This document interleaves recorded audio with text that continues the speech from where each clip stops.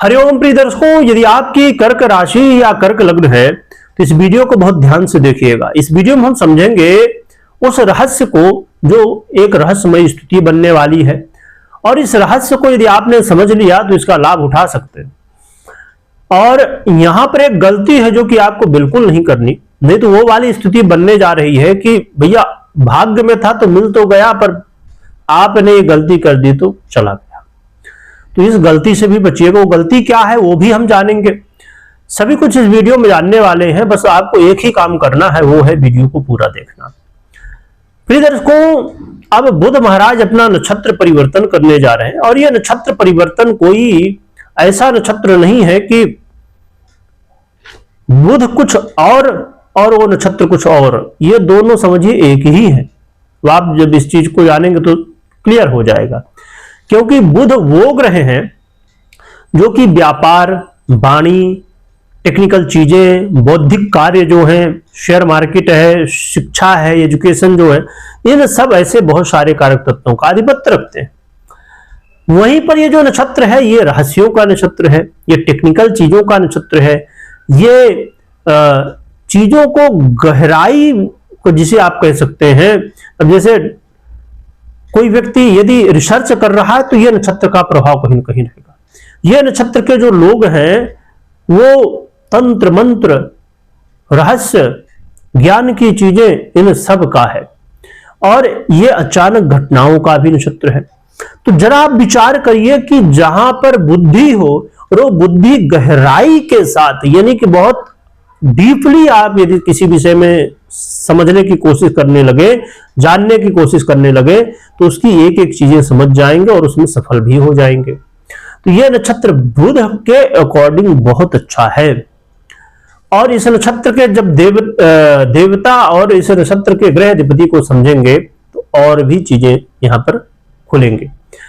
इस नक्षत्र के जो देवता वो है स्वयं वरुण देव, और इस नक्षत्र के जो ग्रह अधिपति हैं वो है राहु।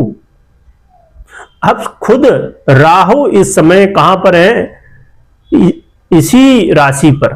कौन सी राशि पर? जहां पर बुध है, कुंभ में। दोनों ही ग्रह एक साथ हैं। तो अब वो वाली स्थिति हो गई है कि राहु ने अब बुध का रूप ले लिया है। समझिए, राहु ने बुध का रूप ले लिया है, क्योंकि कई ग्रह हैं और भी ग्रह इसमें गोचर कर रहे हैं।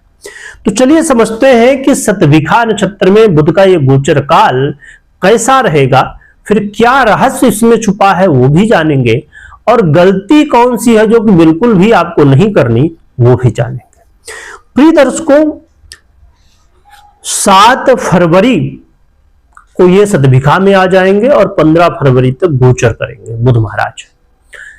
बुध वो ग्रह हैं जो कि आपके व्ययेश और आपके तृतीयेश बनते हैं, और ये जो गोचर काल होने जा रहा है ये आपके अष्टम में होने जा रहा है। क्या प्रभाव होगा? कई बार आपको ऐसा समझ में आएगा, चीजें आप देखेंगे, घटनाएं जो घटेंगे कि अचानक धन लाभ हो रहा है, तो कई बार अचानक नुकसान भी हो रहा है। तो इस समय अचानक धन लाभ और अचानक धन हानि की दोनों की स्थितियां बनने वाली। यहां पर स्थिति साथ में यह भी देखने को मिलने वाली है कि बहुत सारे जो रहस्य हैं, बहुत सारी जो समस्याएं जीवन में आपके चल रही हैं ना, उन समस्याओं का जो कारण है, रूट है, एक जड़ है, वो आपको क्लियर होने वाली है। और जब हम कहते हैं ना कि समस्या के पीछे का कारण यदि मालूम पड़ जाए तो समस्या को दूर करना कोई बड़ी बात नहीं है। तो राहु महाराज के नक्षत्र में अब बुध आएंगे जब, तो डीप रिसर्च करेंगे और आपकी समस्या का समाधान भी निकालेंगे। सोचिए कितनी बड़ी बात है कि आपकी जो समस्याएं हैं उनका जड़ से अब एनालिसिस होगा और उस समस्या का समाधान निकलेगा। जो लोग रिसर्च वर्क करते हैं उनके लिए ये मौका बहुत बड़ा है कि आपको उसमें सफलता मिल जाए। आप तंत्र मंत्र से जुड़े हैं, आप रहस्यमयी विद्याओं का ज्ञान प्राप्त करना चाहते हैं, आप ज्योतिष का ज्ञान प्राप्त करना चाहते हैं, या आप कोई ऐसा विभाग आपके पास है, बहुत सारे ऐसे विभाग होते हैं, गुप्त विभाग होते हैं जो कि ये सब काम उनका गुप्त रूप से चलता रहता है, बहुत सारे विभाग होते हैं। अब अब जैसे हम बात करें किसी भी देश की सेना है, सेना भी बहुत सारे कहा जाए कि उनके जो बहुत सारी बातें सेना की होती है, उन्हें बाहर नहीं करनी चाहिए, पर आप समझिए कि बहुत सारे गुप्त रूप से चीजें चलती रहती हैं कि क्या कैसे हो रहा है दुनिया में या देश में, क्या बदलाव करना चाहिए, या बहुत सारी ऐसी बातें। तो गुप्त चीजें हर विभाग में कुछ न कुछ गुप्त रूप से चलता रहता है। तो उन सब का अब यदि कोई प्रॉब्लम है तो वो प्रॉब्लम सॉल्व होना शुरू हो जाएगी, तो बहुत अच्छी बात है। पर यहां पर एक समस्या ये है कि कई बार लाभ तो कई बार बड़ा नुकसान हो सकता है। यहां पर एक ये चीज और गहराई से समझिए कि बुध महाराज जब आएंगे शतभिखा में, तो जो लोग क्राइम से जुड़े हुए लोग हैं उनके लिए बड़ा अच्छा हो जाएगा। क्या अच्छा हो जाएगा कि क्राइम से जुड़ी हुई रहस्य जो हैं वो सामने आ सकते हैं, तो किसी के लिए नुकसान भी है। तो ये चीजें यहां पर होने वाली है।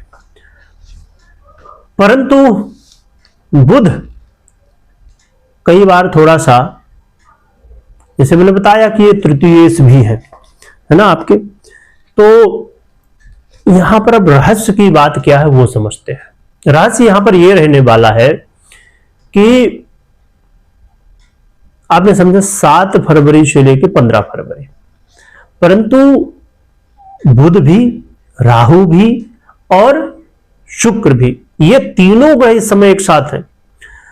पर यहां पर जो लक्ष्मी नारायण योग बनना है, ये तीनों ग्रह एक साथ हैं, तो 11 फरवरी से 15 फरवरी का बीच का जो समय है, इस समय शुक्र और बुध दोनों ही एक ही नक्षत्र में होंगे। किसमें? शतभिखा में।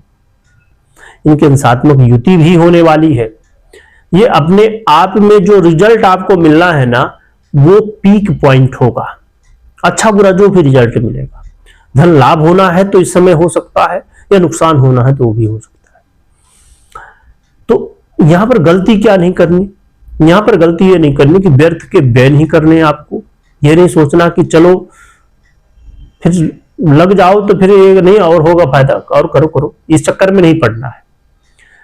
और जल्दबाजी नहीं करनी। राहु की एक बड़ी समस्या है कि राहु लोगों को भ्रमित कर देता है, और जैसी स्थिति है तो इसमें भ्रम भी कई बार बहुत गहराई से पैदा होता है, और भ्रम भी ऐसा कि लगेगा कि हाँ सही ही है वो भ्रम, क्योंकि ये अष्टम भाव है, गहराई का भाव। बुध भी वही, नक्षत्र भी वैसा और राहु भी वैसा, तो सब डीप में घुसने वाले ग्रह, नक्षत्र भी डीप वाला है। तो इसमें कई बार जो झूठी चीजें हैं वो सत्य लगेंगे। आप समझिए कि आप लॉटरी जुआ सट्टा से संबंध रखते हैं, आपको लगेगा भैया इस लॉटरी में लगाओ, इसमें तो फिर मिलता ही मिलता है, पर पता चला कि उसमें नुकसान हो गया।